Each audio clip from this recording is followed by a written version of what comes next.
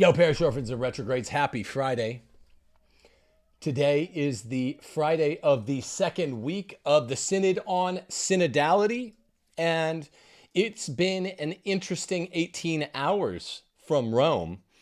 Most interesting breaking news: the unsecured cloud server hosting confidential Synod documents is connected to an online portal created for participants and can be accessed by anyone with the web address without a password or any other identification or security measure. There's a confidential synodality Synod doc posted to an unsecured server you can go see. Unbelievable. That Synod set of Synod docs was not meant to be posted because Francis has sworn the Synod fathers to silence at this Synod, unlike the last few.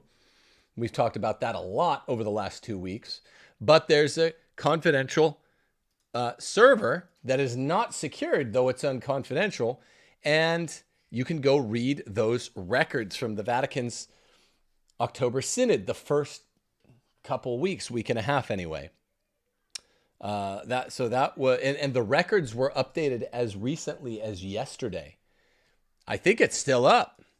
The records include rosters of synodal participants and their working group assignments, along with the reports filed by the working groups at the conclusion of the Synod's first segment of discussion. This is fascinating because it only took about a week from Wednesday to Thursday of the following week before the confidentiality seal was broken. I told you it would be. It's very hard to keep a gag order in place.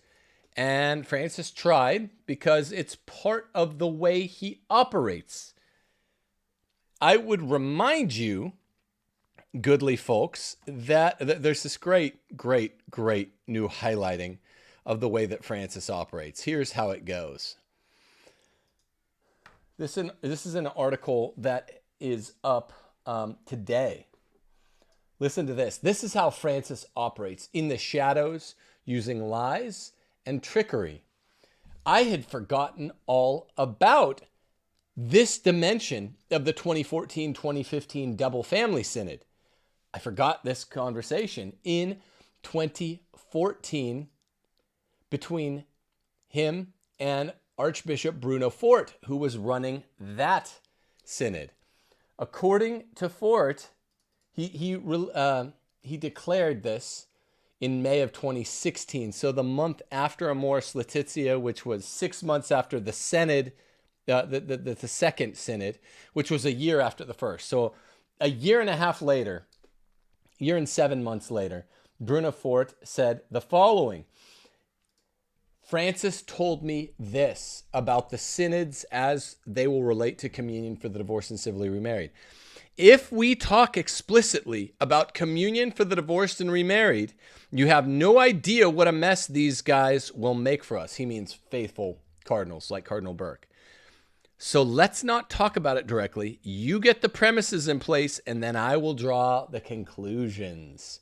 Wow. And all my friends, my Pope-splaining friends, told me this is not what was going on. It was obvious it was, but Francis even admitted it. By the way, well, let me read this entire section of this article up today. Last October the 4th, in the opening speech of the Synod on Synodality, Francis went at it with the pressure of public opinion that when there was the Synod on the family, they wanted it believed that communion was going to be given to the divorced. Remember how I adverted to this? Francis kept saying, that's not going to happen. That's not going to happen. Public opinion keeps saying it. It's not going to happen. But he failed to mention that none other than he, the Pope, in February of 2014, a few months before the opening of the Synod, that's actually 10 months before the opening of the first Synod of his pontificate, had convened a 2-day consistory of cardinals behind closed doors. All the cardinals were there. He obliged them to discuss an introductory talk by Cardinal Walter Casper, the one that was pushing for 30 years communion for the divorced and remarried, in support fully of communion for the divorced and remarried. Francis made them sit through that in February 2014. And all my Pope-splaining friends said, oh, he's just having both sides heard. Such was Francis's irritation at the refusal of many cardinals like Burke, including prominent ones, to endorse that thesis, that on the eve of the Synod of the Family, he gave this instruction to the Special Secretary of the Assembly, Archbishop Bruno Forte, according to what Forte himself publicly reported. I already read it once. Let me read it again. This is what Francis told me. If we talk explicitly about communion for the divorced and remarried, Archbishop Fort, you have no idea what a mess these faithful cardinals and bishops against it will make for us. So let's not talk about it directly. You get the premises in place, Archbishop Fort, and I, Pope Francis, will draw the conclusions. End story. No need to add, this article says, that having given this look behind the scenes, Forte, until then among the Pope's favorites, fell into disgrace and dropped out of public record. He's not running the synods now. He didn't run the synod in 2019. So I brought these 2 points from today up to show that Francis wants secrecy and learned he needed it gradually from 2014, 2015, 2019, because he operates in terms of incrementalism A and weaponized ambiguity B, which he intoned perfectly to Archbishop Forte. I'm going to lie.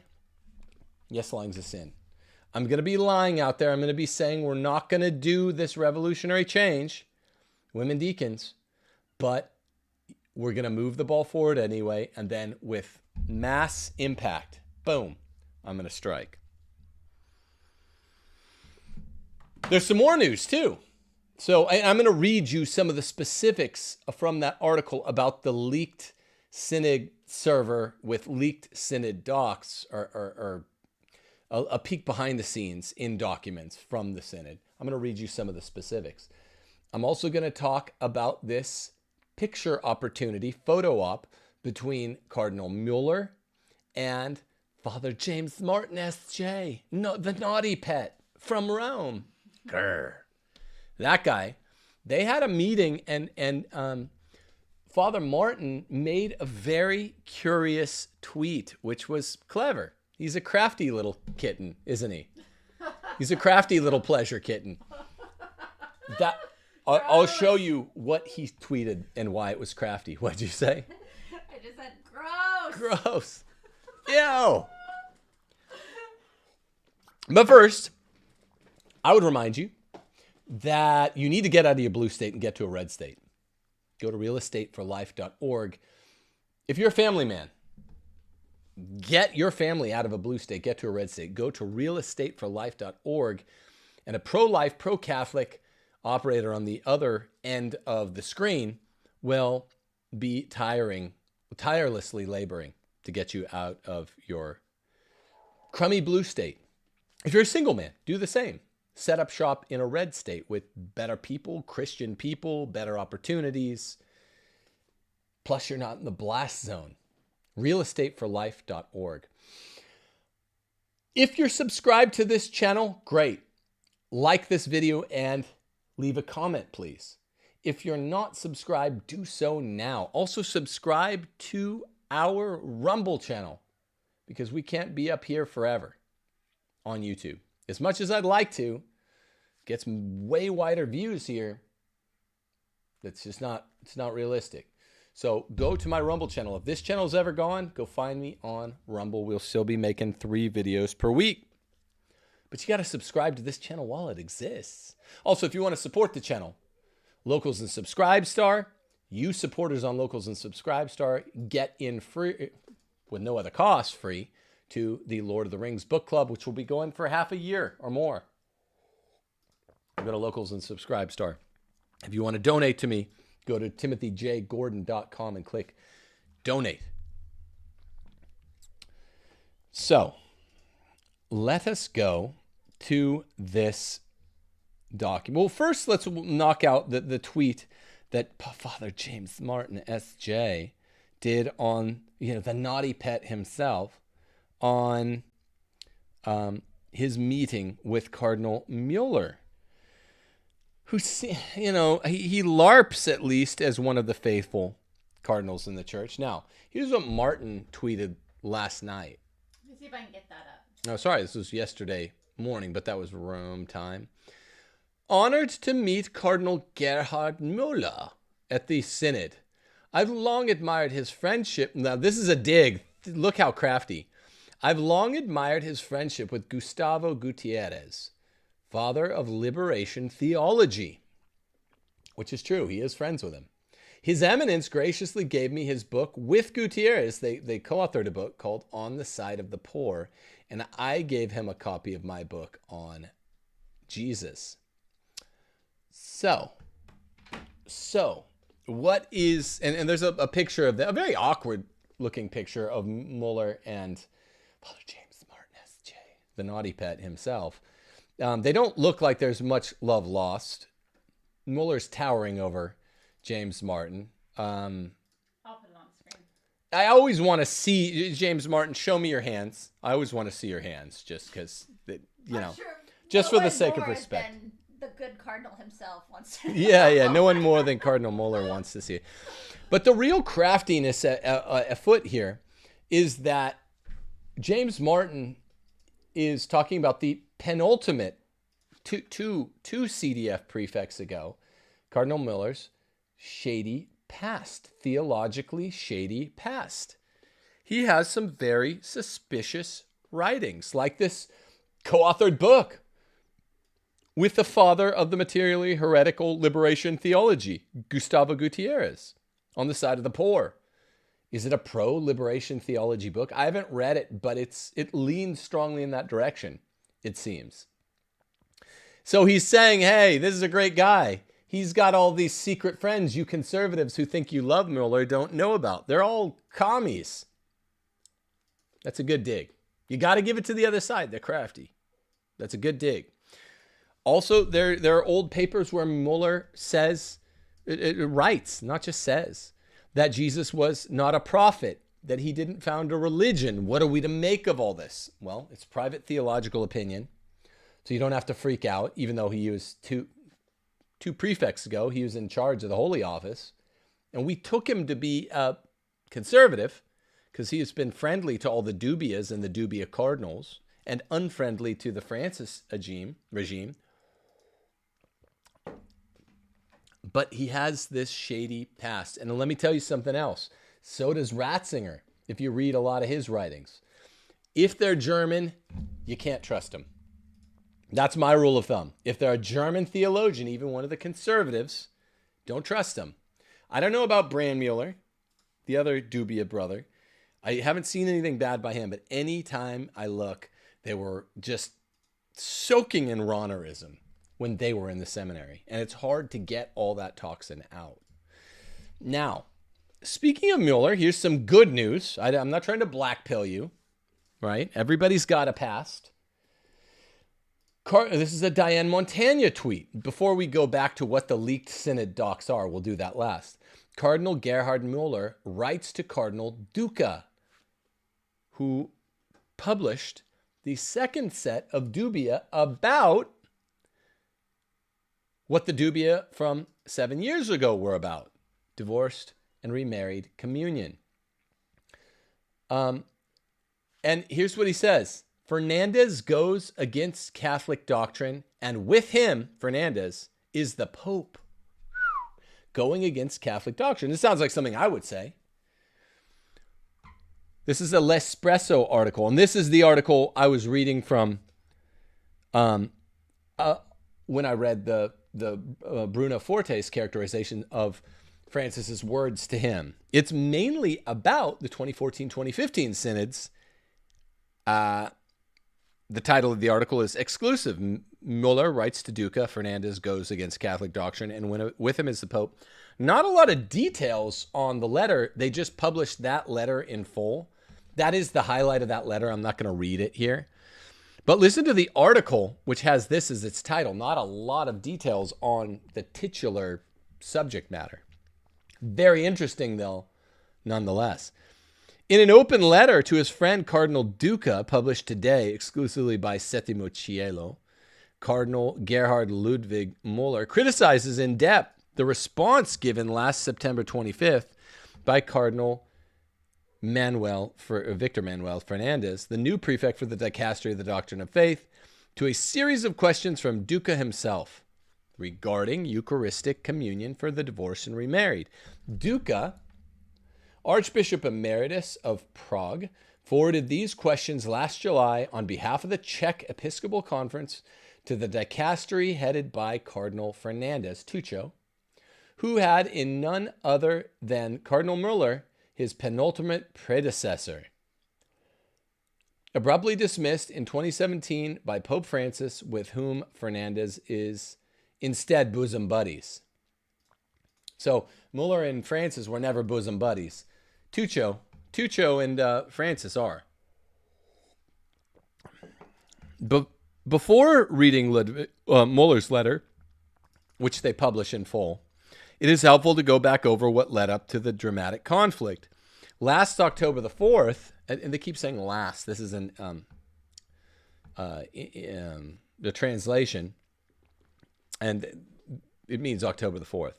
The opening speech of the Synod on Synodality, Francis went at it with the pressure of public opinion that when there was the Synod on the family, he wanted to have it believed that communion was going to be given to the divorced. Remember? So this is a weird transliteration, but he's combating that, just as he's now combating that we're not going to make women deacons.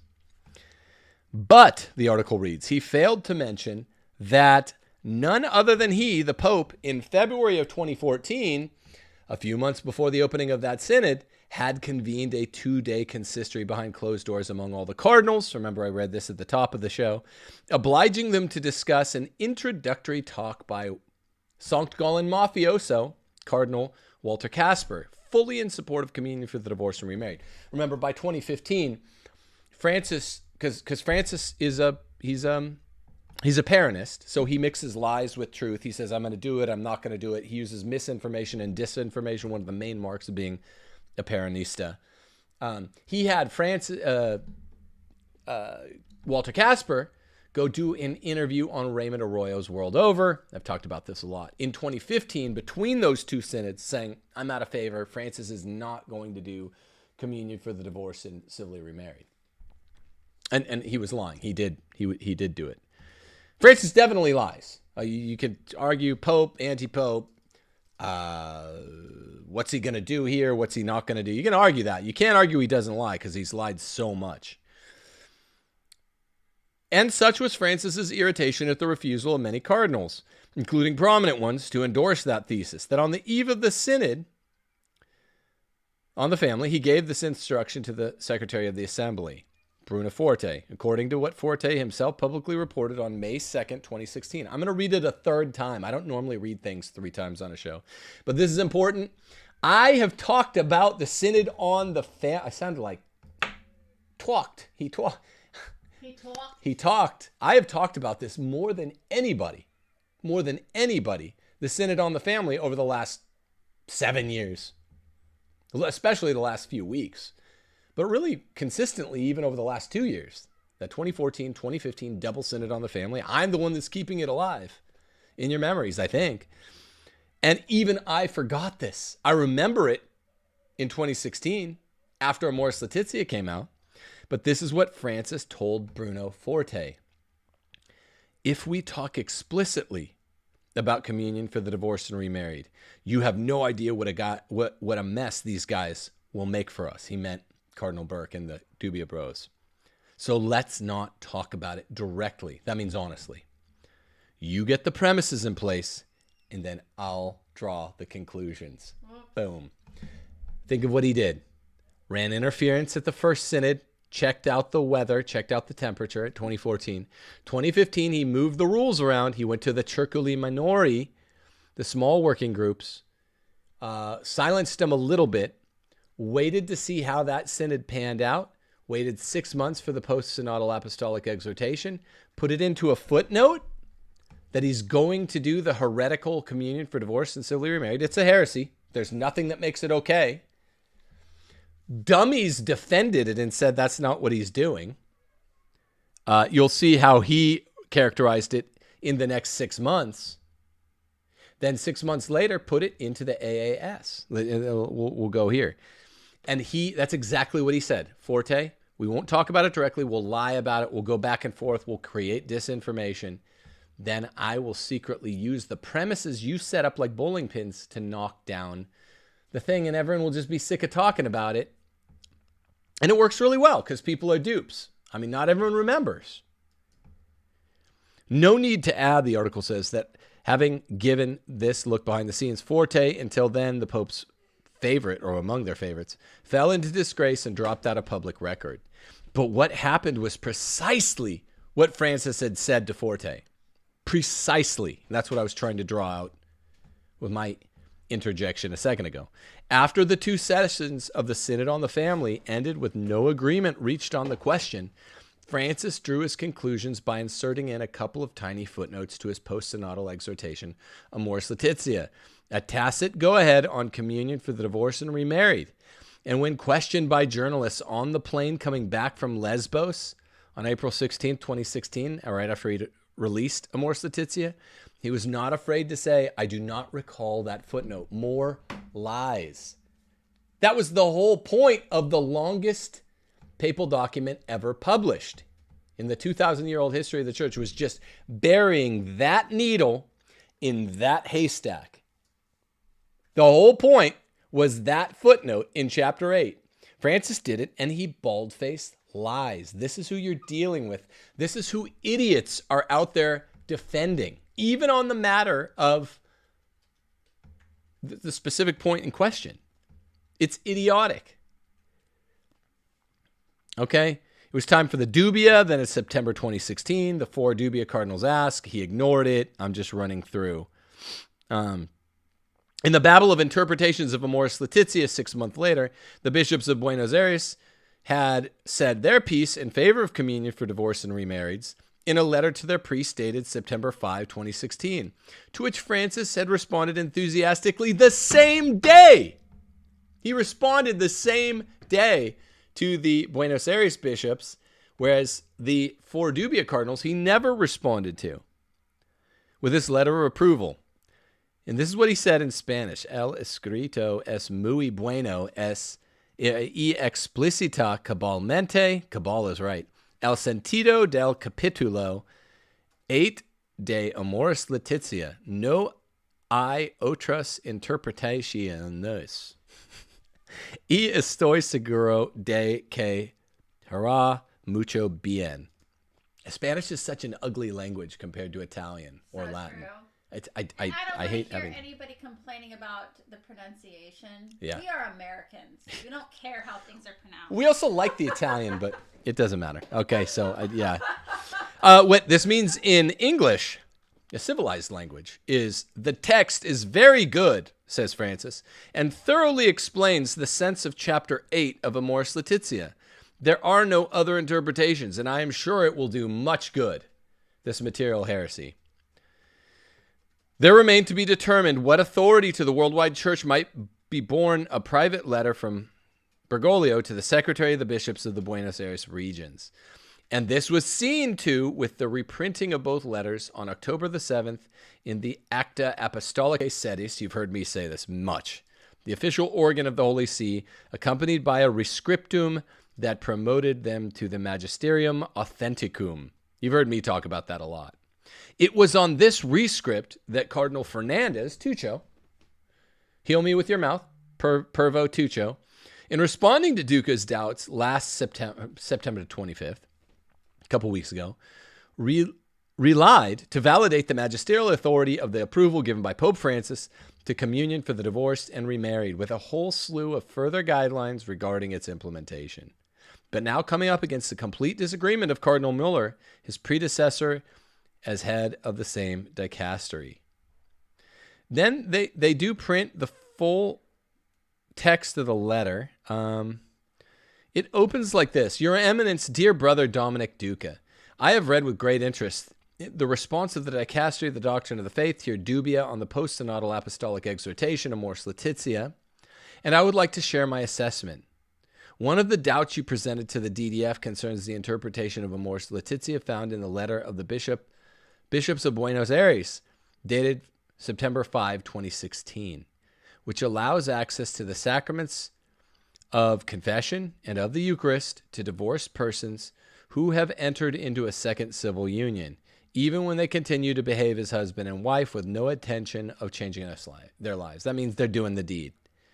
They're not Josephite in a second adulterous union. The Resposta affirms that this text of Buenos Aires belongs to the ordinary papal magisterium, having been approved by the Pope himself. In fact, Francis has affirmed that the interpretation offered by the Buenos Aires bishops is the only possible interpretation of Amoris Laetitia. Consequently, the Resposta indicates that the text of Buenos Aires, like the other texts of the ordinary magisterium of the Pope, must be given a religious submission of mind and will.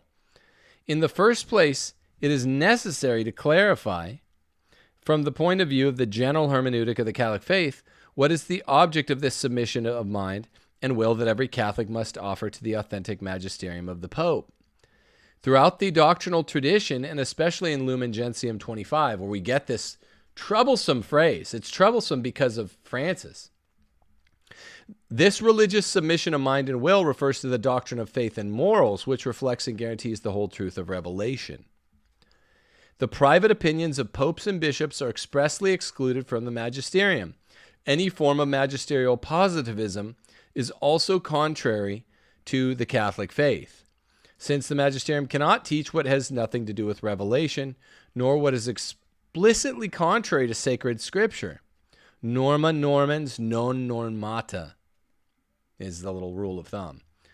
The apostolic tradition and the previous definitive decisions of the magisterium itself. That comes from De Verbum. Is it necessary that we adhere with a religious assent to the text of Buenos Aires? Well, it's not just Buenos Aires, as Cardinal Muller knows. It's Francis codifying what the Buenos Aires bishop said. Muller continues, formally it is problematic to demand from the faithful a religious submission of intellect and will to a theologically ambiguous interpretation of a partial episcopal conference, which in turn interprets an affirmation of Amoris Laetitia that requires explanation and whose coherence with the teaching of Christ is in question. Moreover, the text, I wasn't going to read this, but this is too important. I was talking about Lumen Gentium 25 the other day. How do you give religious assent of your mind to 2 + 2 = 5? He hasn't really hit it yet. It's not that it's ambiguous. It's that it's contradictory. Moreover, the text of Buenos Aires is in discontinuity. That means tension. With at least the teachings of John Paul II, Benedict XVI, although the Resposta does not say so, the documents of the ordinary magisterium of these two popes must also be given our religious submission of mind and will. I'm going to stop there. It's a long letter. It's unduly long. You can't give religious submission of intellect to the proposition 2 + 2 = 4 and 2 + 2 = 5 if the former proposition is the proposition of all popes up to now, and the latter proposition is the proposition of the most recent pope. You can't do it even if you're trying to be a papolatrist. Even if you're where Peter is, you can't say 2 + 2 = 4 and 2 + 2 = 5 at the same time. That violates the principle of non-contradiction. I told you this in last episode, Wednesday, before I'd read this letter. Muller is in a lengthy, if I may say, prolix way, saying the exact same thing. It's impossible to what Plato calls explication of false logoi. Even if you're trying, I think on The Simpsons, who's very anti-religious, they had an old joke. I did everything the Bible said. Even the passages where what the Bible said to do contradicts the other passages. There aren't really those passages, but it's a joke. That's what the joke would be if the Simpsons knew anything about Catholicism with regard to Pope Francis. Their liberal writers probably like him. But I'm just saying, Cardinal Muller said what I was telling you in the last show. I mean, I'm not trying to brag, soft brag, but being confirmed by the good cardinals in the church is something that happens on the reg here. So, there's a lot of information conveyed there. And I wanted to get that out. Also, I just was reminded by my Twitter account, Happy Fatima Day, 106th anniversary of the miracle of the sun. Did you know, Steph, did you know this? That Pius XII saw the miracle of the sun in 1950 from Vatican Gardens 4 different times? I knew that from your Twitter account just today. It's super. Incredible. Happy Fatima Day. Also, Happy Jihad Day. How do you guys celebrate? Jihad Day. International Jihad Day. Yeah. You know, the kids were up last night, and I was going to make them go to bed, and our little 4-year-old, she just turned 4. She said, she came up to me with her blanket, and she said, Dad, would it be okay if I stayed up late tonight to just open one International Jihad Day Eve gift? And of course, I told her after she eats her International Jihad Day dinner, Eve dinner, then maybe we'll consider. Maybe let's get this out of the way. Then we're gonna trim the International Jihad Day tree. It's a little fern that's dying. It hasn't been watered in ages. Hasn't been watered in honor of the beautiful region. So happy International Jihad Day. More importantly, happy 106th anniversary of the miracle of the sun at Fatima, October 13th, 1917. And it's beautiful what's going on in Fatima now. Wow. So, James Martin, SJ, the naughty pet, is meeting Cardinal Mueller. We have International Jihad Day. We have World War III being started. A fire also broke out at the Papal Palace in Castel Gandolfo, which Pope Francis converted into a museum in 2016. Damage to a room where Popes John Paul II and Benedict XVI lived. That's crazy news. Also, a day ago, the Mexican Dubia Cardinal said a synod does not have doctrinal authority, which is true. It will once Francis ratifies it, like the 2014-2015 family synods. His mafioso scumbag goon Sankt Gallen friends were running that synod. It didn't have magisterial authority until Francis took their ideas and put them into the magisterium. Also a day ago, Paolo Ruffini, president of the Synod's Information Commission, mentioned some of what was discussed regarding the sexuality during the synod. It was very vague. He said some speakers addressed the issue of sexual identity. I think this means the T in LMNOP, T, saying that it must be addressed with responsibility and understanding, remaining faithful to the gospel and the teachings of the church. On this point, there were those who called for greater discernment of the church's teaching on sexuality, and others who said there is no need for this further discernment. Ruffini added that when it came to pastoral care regarding James Martin, SJ type couples, naughty pet, SS union couples, naughty pets, the BUT philosophers and the divorced delegates spoke of the importance of remaining precisely faithful to the teachings of the church. Well, it's too late for that. There we now have contradiction in the official living magisterium of the church. So too late. But Ruffini said that, quote, more or less everyone who spoke on these issues said that we must reject all forms of shlomophobia, and that it was, quote, also said that many difficulties arise from a lack of knowledge of reality and the personal journey of individuals. Then mention was made of the need to defend the family. He continued, there was talk of the abuses of our credibility being called, like defend the family against divorce? Nope. Credibility being called into question by scandals such as sexual scandals, the need to eradicate all sexual abuse, blah, blah, blah, blah, blah. But they're not going to get rid of the fabulous individuals in the church, right? So, so how are you going to do that? He also said the story of Jesus' encounter with the adulteress was mentioned. Jesus welcomes her, but says sin no more, and he says the same to the disciples. So he doesn't really share much at all. Really, really, really interesting. Or not with that one, because they're kind of saying things on all sides. Now, let us go back to, I'm scanning my Twitter. The Mueller letter to Duca, you should read in full. I do say read that in full. Here's the, I hate having to quote from the Pillar Catholic. Who's it written by? It's not, I don't know if it's Fat J.D. Flynn who wrote this article, but it's usually him and Ed Condon together. But I'm going to read from Fat J.D. Flynn, who alleged really, really horrible, untrue things about my wife. Totally untrue things, 100% untrue things, characterizations. So we're not big Pillar Catholic fans, but he's the only one that reported on it that I found.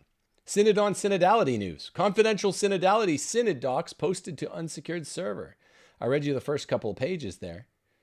During the first week of the meeting, participants were asked to reflect on their experiences of the local phases of the 2-year Synod on Synodality. It's been going on for 2.5 years. Remember, it started locally and then kind of nationally. Then it became the next phase. It began with consultations in parishes and dioceses around the world.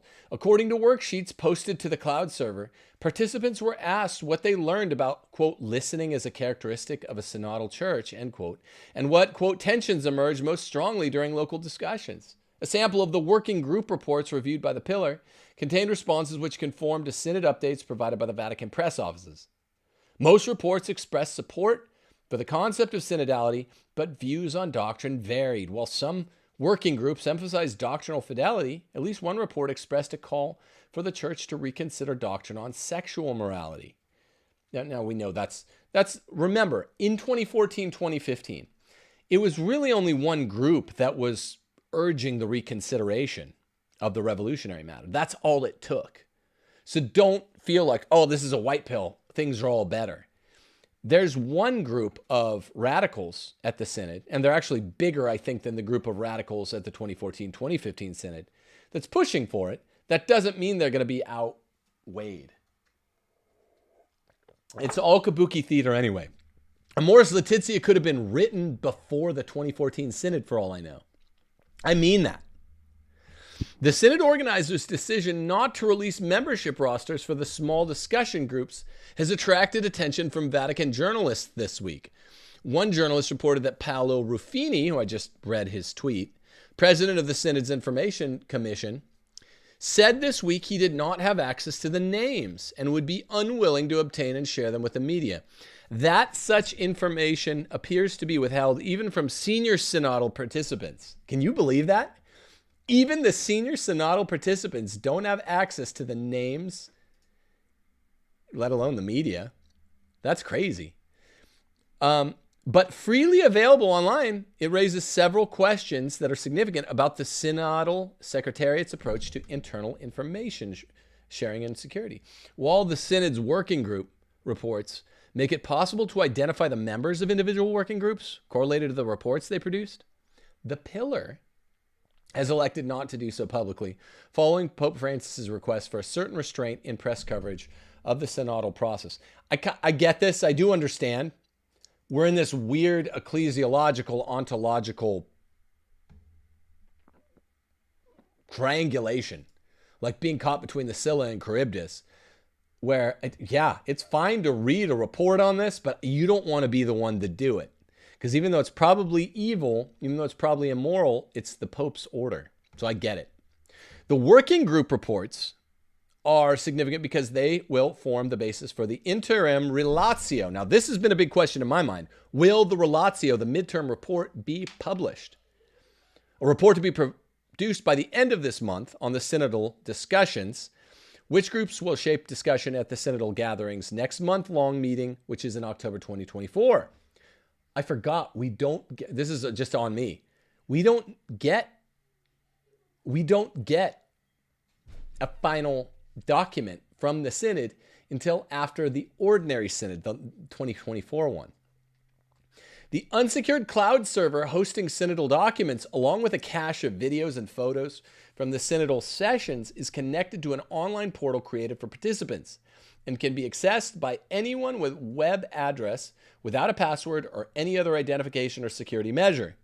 The Pillar was alerted to the unsecured server on October the 12th and immediately notified the Vatican's Dicastery for Communications while also requesting comment. Metadata from the Synod documents indicated that the synodal texts were saved on computers assigned to several staff members of the Vatican's permanent secretariat for the Synod, the office charged with organizing the month-long Synod on Synodality. The pillar did confirm, also, that a submission of one working group report filed as a photo included the handwritten signature of the bishop who filed it. In a break from custom, Pope Francis has emphasized that participants at the 2023 Synod should maintain confidentiality about the proceedings. The Pope has said that participants should avoid giving interviews and has limited updates to a Vatican daily briefing. Now, this is the first time ever at any Synod we know about that not only are participants barred from saying what they worked on or what someone else at the Synod said, they are barred from even quoting themselves. What were you working on?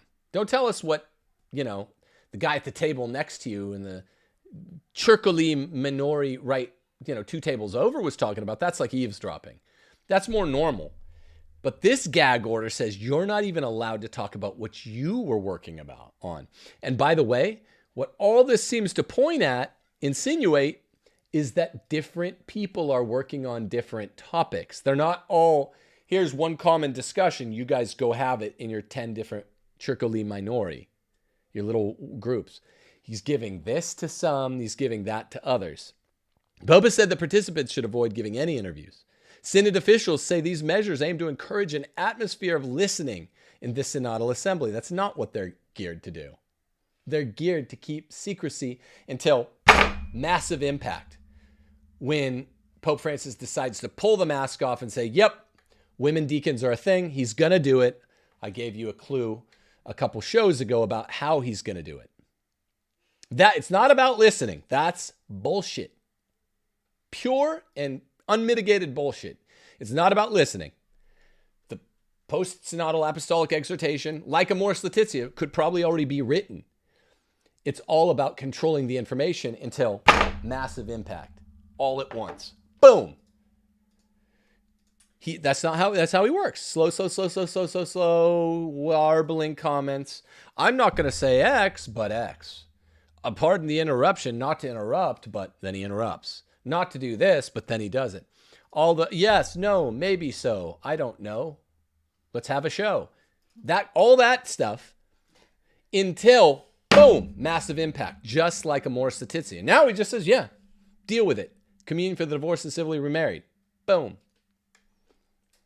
I'm seeing from Catholic World Report, just something not huge or anything, but it said an Italian religious sister told the Synod on Synodality Assembly Friday that St. Paul attended, quote, a non-ritual female liturgy, end quote, ahead of the Synod discussions on women's inclusions in the church. This was a minute ago. Told you.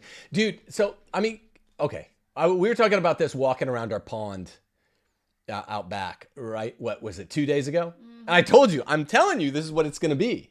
A non-ritualistic women's ordination, non-ritualistic women's rights. Holy cow. Yeah, I'm on record. I don't have to remind you guys. Whether you saw that show or not, I'm on record. I wanted it time-stamped. I didn't have a YouTube show during 2014, 2015, or working at a law office then as a first-year out-of-law school attorney. I didn't have the time. But now this is what I do. And I'm like, I am locking myself in as calling this one. Listening is what Francis says the gag order is geared toward producing. The materia circa-quam. That's his intent, he claims. Yeah, go ahead. Sorry, the same sister, I'm just reading the article right now on that piece of news. It says the sister's exegesis of the Acts of Apostles was part of a larger speech on the, quote, cry of women throughout the New Testament. She argued that the contribution of women, quote, unceasingly fuels the spiritual dynamism of reform, end quote. Boom. So it's, this is brand new. I haven't had time to think about it much, but that says exactly what I expect.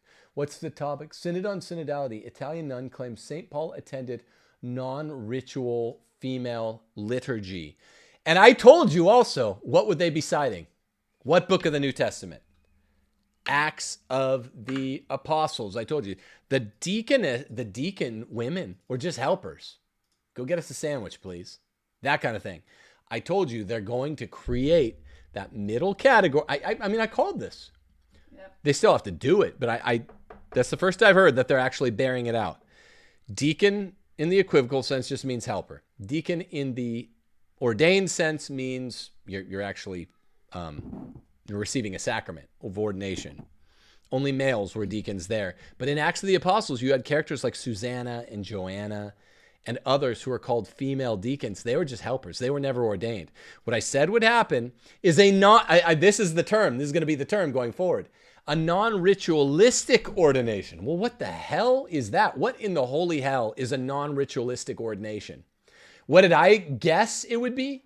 The ambiguous Amazonian rite that they're allegedly concocting, where a bishop lays his hands on the head of a male deacon being ordained, but maybe like his elbow on the wife, because in the Amazon, they have the wives nearby of the deacon. I told you it'd be non-ritualistic like this. I told you it has to be ritualistic or non-ritualistic.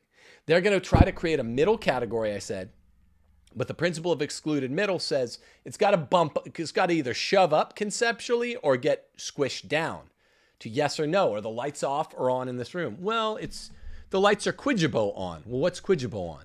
We really mean on. So look, I could keep reading from this one. I've read nearly the whole article. In previous synods of bishops, including a 2015 Synod of Bishops on the Family, working group reports were released publicly by the Vatican. Bishops were also permitted to release publicly the text of their own speeches, in previous synods, and to give media interviews. The Vatican's storage of synodal data on an unsecured cloud server would seem at odds with the synod's focus on ensuring confidentiality. Yeah, it is. So I don't know if the author of this article is insinuating that they're only saying they want confidentiality, but don't they want the leak? I don't think that's right. I think this is a leaky leak, a true leak. And I think the Vatican does want to increase impact by not having anything leak until they're good and damn ready. They're going where I said they're going. I'm staying on that horse. We'll see if I'm right or wrong. This is very public. Lots of people watching right now. Lots of people watching the Synod right now. Well, lots of people watching that part of the world right now. Remember, South Central Italy is not that far from where they're trying to stir up World War III. Say today a full rosary, even if you're only a decade of the rosary person or I don't have a devotion to the rosary person. It's October 13th, 2023, the year of our Lord, 106 years after the events at Fatima, the miracle of the sun, October the 13th, 1917, 106 years ago today. And Mary asked us to pray the rosary. So at least let's all do it today. Let's say an Our Father, just to start off. You guys Amen. Continue this rosary on 5 decades, and I will do the same after. We should start doing rosaries together, the big group of us. But let's start this Our Father. I have to run downstairs, but let's pray for the church, particularly the Pope and this Synod, to hold the line against himself.